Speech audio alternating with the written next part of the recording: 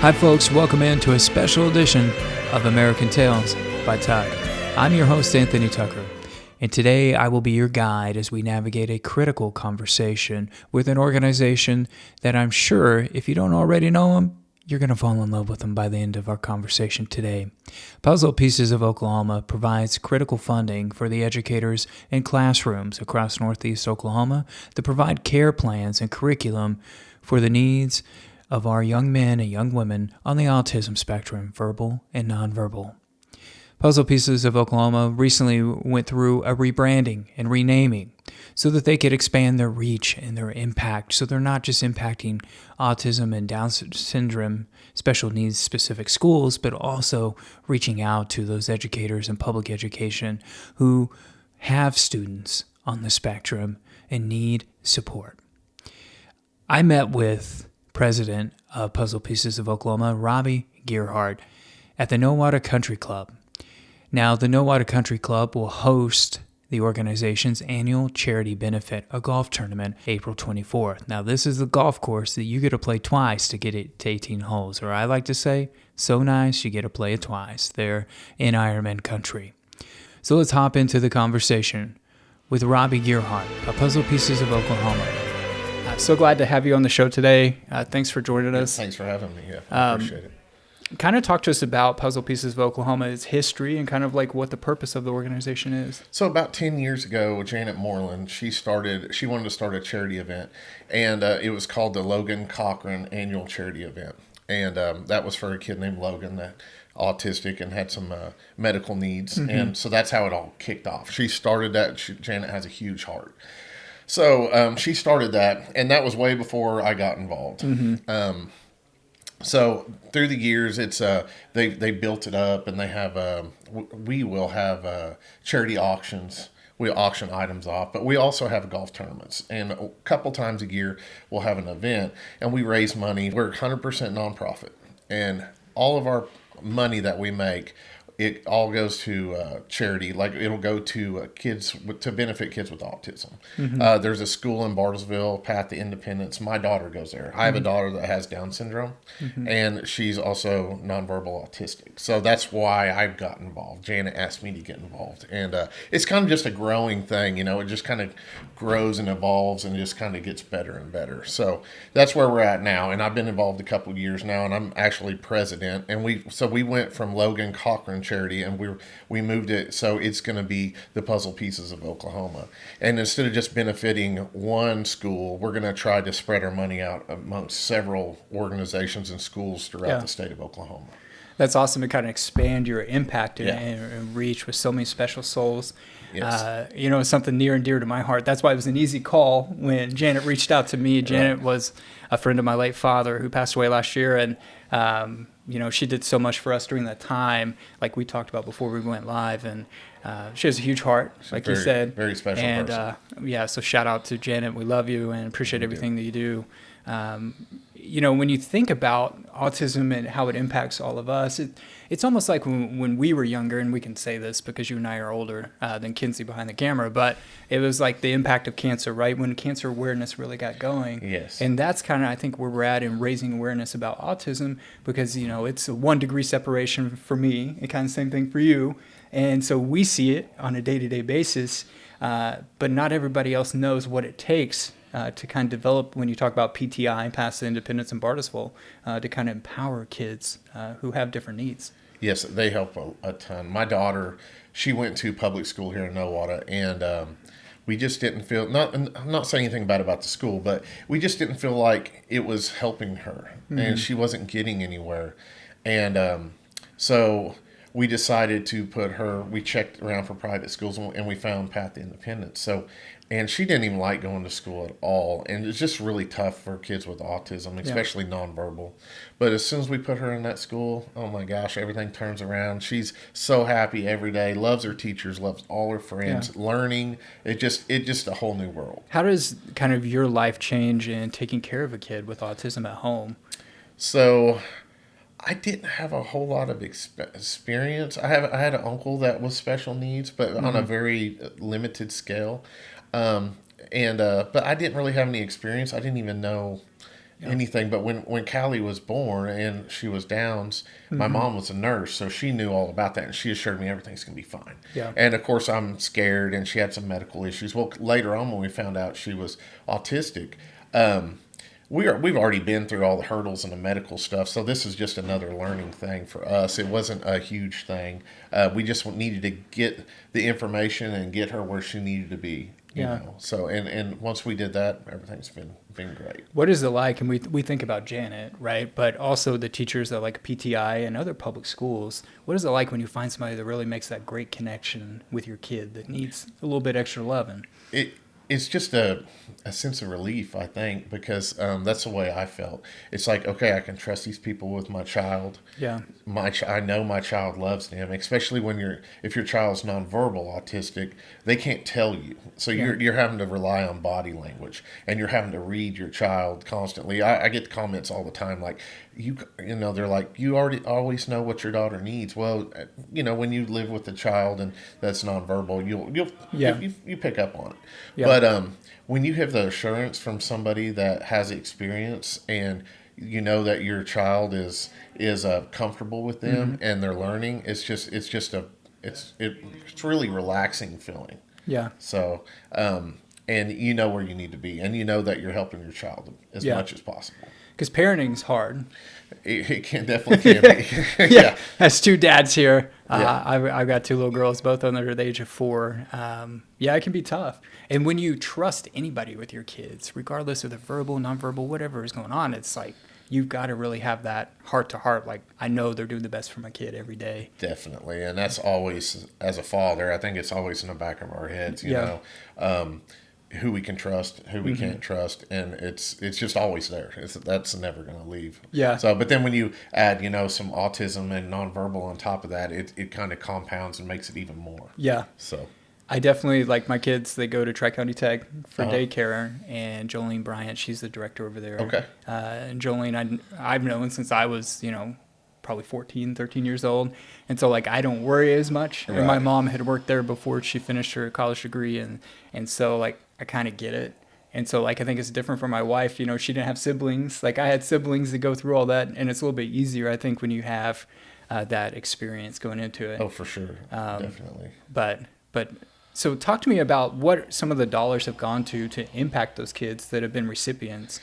So, I've been involved a couple years now, and all the money that we raise, we keep a really close track of every penny that we raise, and we always announce it. We post it on our Facebook page, but we've been we give that to the Path to Independence, and they've spent it. I mean, I don't know exactly, but I know they bought new vans. They've remodeled their building. Yeah. They added a new lunchroom.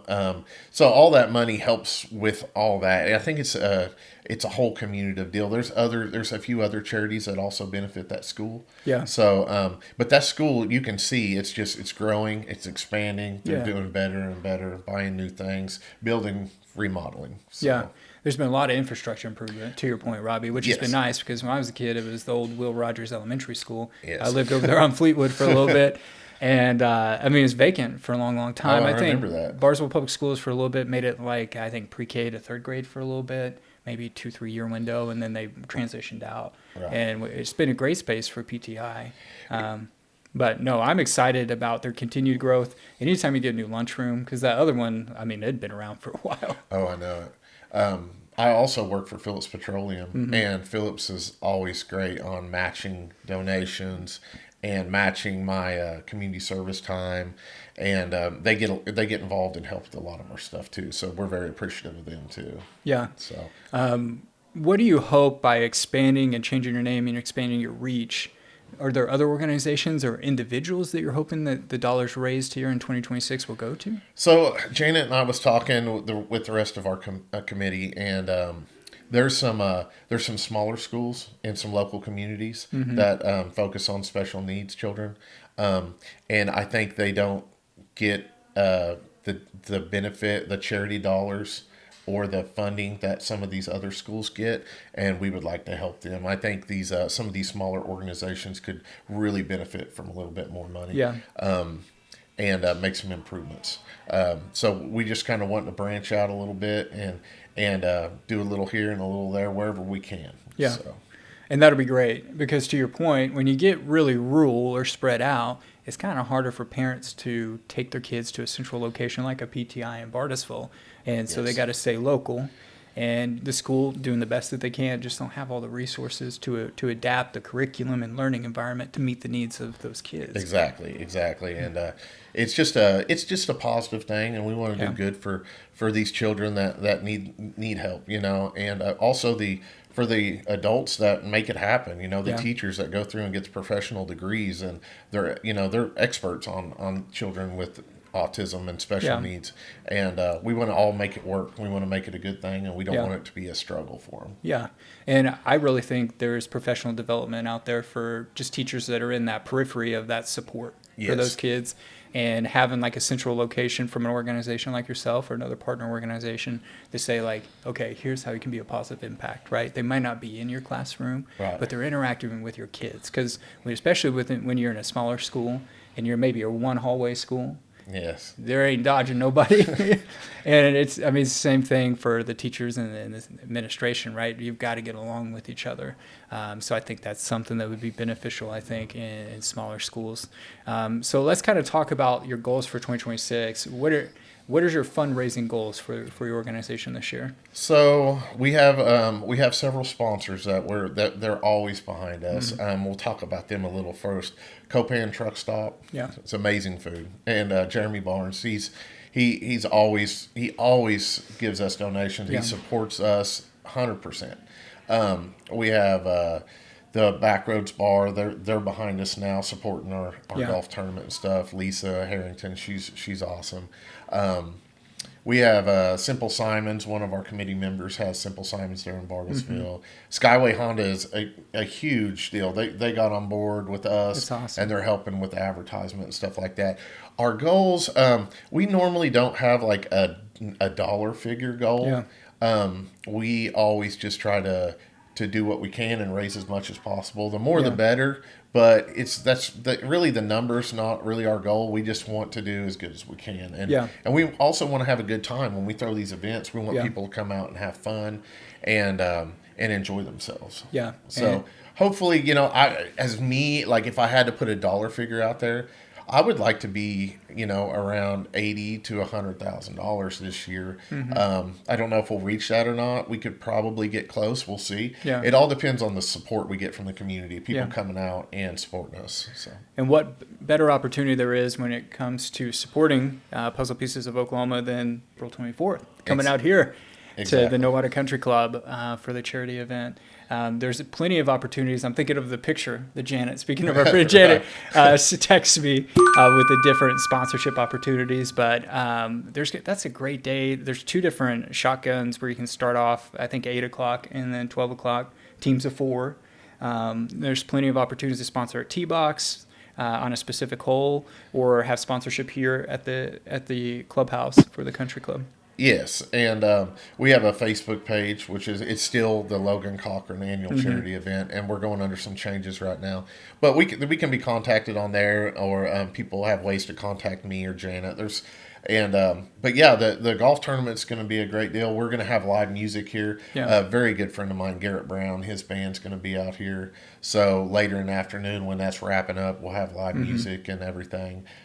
It should be a good time. We always have a good time. Every time we do this is fun. We did do our tournaments at Adams there in Bartlesville, but we like to mix things up and move things around. So we're doing it in No Water this year. And you get played twice. So if you're buying all the mulligans that's allowed as part of the tournament, and you get to circle back and you get to hit all those holes again as a 9-hole golf course. That's why I say it's so nice you get to play it twice. You guys have probably heard that on some of your tourism stuff in the region. That was definitely me coming up with it, because nobody understood that in the room besides me pitching it, and if there was somebody else from No Water or Bartlesville. But no, that's going to be a big day. I'm excited about the music. I'm thinking about sponsors. Also, Doug Rogers there. I think Rogers and League. Yeah. Doug, I've known Doug, Copan guy, right? Played football at TU. I grew up, his 2 daughters, Kaylin and Taylor, were friends with, I have 3 younger sisters. So they were heck of softball players. Yeah, we have a lot of sponsors that get behind us and take care of us, and it's just an evolving thing, And we'll have a charity auction in June. So Mm-hmm. after this is over, then we'll start gearing up for our charity auction at the Osage Casino in Bartlesville. And that's always a Yeah. fun night too, and I think we're probably gonna have a car show there too. So Yeah. it's always something. We're always planning something and moving forward with everything. Yeah. Janet has definitely told me about that. Right. So shout out again. So I think it's like June 6th, maybe? I believe it's that weekend. Yeah. Yeah. So So we that- haven't set an exact date yet that I Yeah. know of, but it's going to be pretty close to that first weekend in June. And with the new Osage Casino over there in Bartlesville, it's really close to town, just right up the hill from town. It's easy to get to. So location will be perfect. And getting over here to Nowata, regardless of where you're at, Northeast Oklahoma, quick trip over here, get to play the holes. And again, it's a down-home experience. It's going to be fun. The weather should be great. Fingers crossed, right? Yes, I'm hoping, and I think it will be. We usually have that. Usually, it's very dry here in Oklahoma, especially when we think we're supposed to be getting rain. We don't. Yeah. And then like last summer, we got all that rain early summer, and it kind of pushed things off a little bit. People had plans, but hopefully the weather's good and Yeah. the course is beautiful. They've taken great care of it here in Nowata. Yeah. And the staff is excellent here. They take care of everybody. We'll have a food truck here for it, so if anybody wants to eat, there's a food truck right here on site, so it'll be ready to go. Yeah. I think we got about everything covered. Yeah. And then for the deal in June at the Osage Casino, I'm working on music for that. I'm pretty active with the music scene.